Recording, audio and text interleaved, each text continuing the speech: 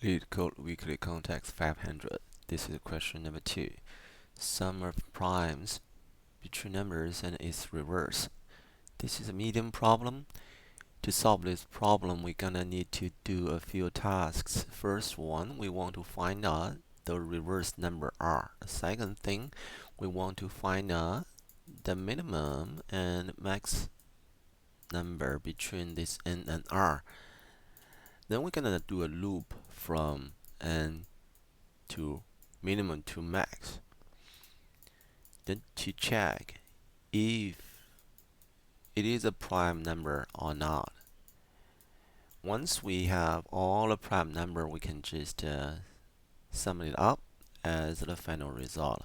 But how do we do for each step? The first thing, for getting the reverse number, what we can do in this problem, it is a small range from 1 to number 1,000. That's not a big range, which means we only have a few options, which makes things easier. We don't even have to do it, say, in any function or something like that. An easy solution will be, if it is one digit number, then the reverse number will be n itself. And it could be a 2 digits or 3 digits. That's all I have to check. Minimum and maximum, just to compare, which is super easy. Then we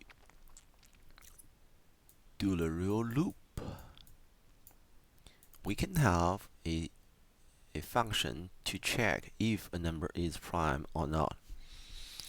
Looks we have everything we need. We can start to solve this problem now.